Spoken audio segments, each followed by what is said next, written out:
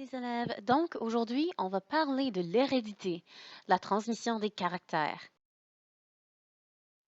Voici notre résultat d'apprentissage. Maintenant que vous êtes familier avec la structure de l'ADN et la méance, on va se familiariser avec le vocabulaire lié à la génétique et on va comprendre la transmission des caractères.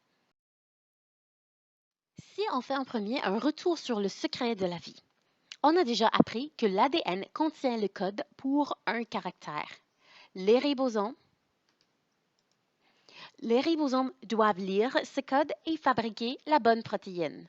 Donc, voilà le ARN messager qui sort du noyau qui contient le message de l'ADN. Il trouve un ribosome. Le ribosome lit le message, comme on a vu la dernière fois, 3 lettres à la fois, afin de pouvoir procéder. Prenons un petit recul. On sait que l'ADN renferme le code génétique qui est donné par l'ordre des paires de bases ajoutées. Il faut alors déchiffrer le code. Comment est-ce que ceci arrive dans la cellule? Le secret, c'est la relation entre les gènes et les protéines. Mais attendez un peu. Si tous les organismes vivants contiennent les mêmes 4 lettres de l'ADN, comment sont-ils différents? Ils sont différents à cause de la séquence des nucléotides. Donc, un singe et une grenouille, par exemple, sont deux organismes différents, mais ils ont le même code génétique A, T, C et G. Par contre, la séquence ou la façon dont l'ADN est organisé dans leur génome est très différente. Donc, cette différence est attribuée à la séquence des nucléotides, donc l'ordre dans lequel les ATCG, les bases ajoutées, sont organisées, et aussi dans le nombre de chromosomes qui est très différent d'une espèce à l'autre. Par exemple, la séquence ATCGA ne porte pas le même message que CAGTTAC, et donc donnerait des caractères différents et des organismes différents. Comment est-ce que le code génétique est-il déchiffré alors? Il y a 20 acides aminés, il y a 4 bases ajoutées. Chaque triplet de nucléotides dans un gène code pour un acide aminé en particulier. C'est l'ARN messager qui porte le code de l'ADN au ribosome.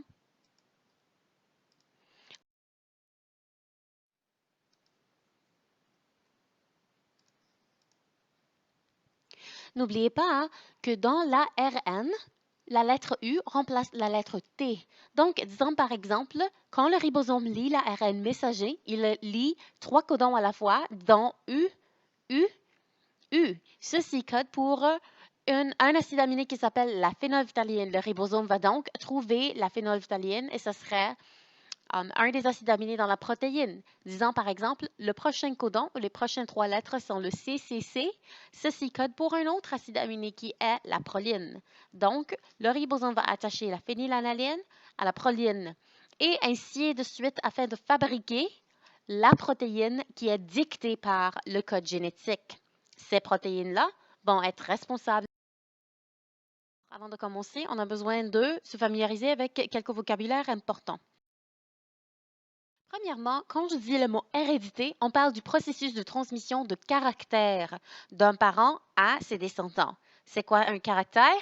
Les caractères sont les traits physiques, mais ça peut aussi être physiologique ou même comportementaux d'un organisme. Ces caractères sont déterminés par les gènes. C'est quoi un gène? Un gène est un segment d'ADN qui a l'information génétique nécessaire pour fabriquer la protéine qui détermine le caractère en question. Il y a plusieurs formes de ce gène-là qu'on appelle des allèles. Alors, voici un exemple d'allèle. La couleur des yeux est déterminée par un gène qui présente deux différents allèles. Un qui traduit la production de mélanine. Ceci va donner la couleur brune à l'iris. L'autre traduit l'absence de mélanine et ça donne la couleur bleue. Bien évidemment, il y a d'autres couleurs et qui sont liées à d'autres gènes. Le terme homozygote et hétérozygote sont importants à comprendre. Homozygote veut dire qu'on a deux copies du même allèle. Donc, par exemple, grand A ou petit a. Hétérozygote veut dire qu'on a deux allèles différents. N'oubliez pas qu'on a deux allèles de chaque gène parce qu'un vient de maman et l'autre vient de papa. Vous avez remarqué qu'il y a une lettre majuscule et une lettre minuscule qui exprimaient les allèles dans la diapo précédente. Non, ceci n'est pas un défaut. L'allèle dominant est toujours exprimé par une lettre majuscule. C'est un allèle qui s'exprime toujours. Ça veut dire que le caractère pour lequel il code doit être exprimé ou visible dans la personne lorsque cette personne possède au moins une copie de cet allèle. L'allèle récessif, qui est toujours exprimé par une lettre minuscule, ne s'exprime que si la personne en question possède deux copies. Pourquoi? Parce que si une copie de l'allèle dominant est présente, si une copie de l'allèle dominant est présente, c'est l'allèle dominant qui sera. Parlons d'expression, il y a deux autres termes qui sont importants ici, génotype et phénotype. Le terme génotype indique la combinaison des allèles tels que dictés par les gènes. Par exemple, s'il possède un grand allèle et un petit allèle ou un allèle dominant et un allèle récessif, ça serait grand B, petit b. S'il possède deux allèles dominants, ben, ça serait 2 grand B. S'il possède deux allèles récessifs, ben, ça serait 2 petit b. Ces combinaisons de lettres s'appellent le génotype. Par contre, le phénotype, c'est ce qu'on voit, ce qui est visible. Par exemple, dans le cas de la souris, c'est tout ce qui est visible. Donc, si la souris possède deux grands allèles, l'allèle B, grand B, elle sera noire. Si elle possède un grand B et un petit b, ben, le noir ici est dominant sur le brun et la souris sera donc noire quand même. Si la souris est brune, c'est parce qu'elle possède deux allèles récessifs, donc petit b et petit b. Donc, ce que disent les gènes, c'est ce qu'on appelle le génotype. Et ce qui est visible, c'est... Un autre mot important, c'est le mot locus. Le mot locus spécifie la position spécifique d'un gène sur un certain chromosome. Alors, les humains connaissent maintenant, après le projet du génome humain, où sont chacun des gènes qui codent pour chaque protéine dans le génome humain. Donc, ça, c'est un chromosome. L'emplacement d'un gène sur un chromosome donné s'appelle locus. Donc, pour identifier le locus du gène, la façon que c'est fait, c'est que chaque chromosome est fait d'un petit bras qu'on appelle le bras P et un long bras qu'on appelle le bras Q. Alors, si on note 7P 22.3, ça veut dire que le gène en question se trouve sur le chromosome 7, le petit bras, le bras P, et la location de ce gène-là est 22.3. Disons par exemple, si je parle de la protéine spécifique, la protéine TP53, elle existe à la position 17P13.1.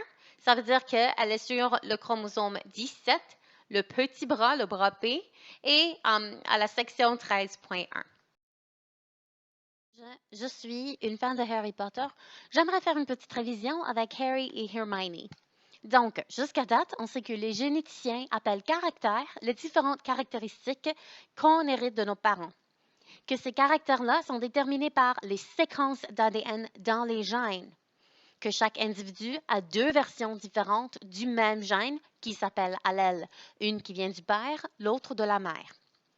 Parfois, les deux versions sont identiques. Dans ce cas, les gens sont homozygotes. Parfois, différentes. Dans ce cas, les gens sont hétérozygotes pour ce caractère.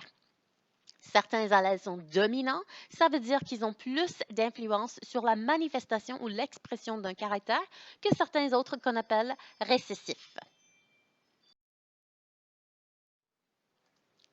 Alors, par exemple, si on dit que la sorcellerie, wizardry, provient d'un allèle récessif, on lui donne le symbole petit w, qui dote les gens de pouvoirs magiques.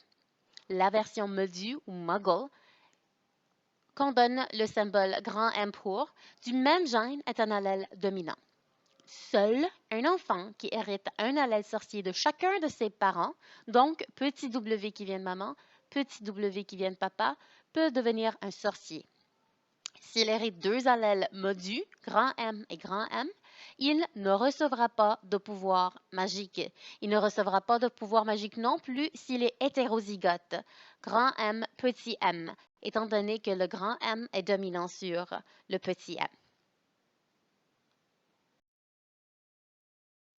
Dans le cas de Harry, étant donné que ses deux parents étaient magiciens, chacun d'entre eux devait avoir deux allèles récessifs, donc ils étaient tous les deux homozygotes pour le trait récessif. Ils n'ont pu transmettre à Harry que les allèles récessifs. Donc, par défaut, Harry doit être un sorcier et doit être homozygote pour l'allèle récessif. La situation avec Hermione est un peu différente, étant donné que ses deux parents étaient moldus. Ses parents doivent d'abord être hétérozygotes, possédant les allèles grand M, petit w chacun, car le caractère moldu est dominant sur le caractère sorcier et c'est celui-là qui sera exprimé, donc ses parents devraient être moldus. Les Grangers peuvent par contre faire un enfant sorcier en faisant passant leur allèle récessif. Comment? Observant. Donc, voici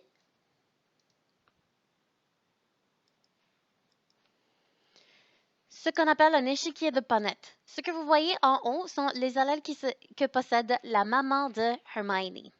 Ce que vous voyez sur le côté, c'est les allèles que possède le papa de Hermione.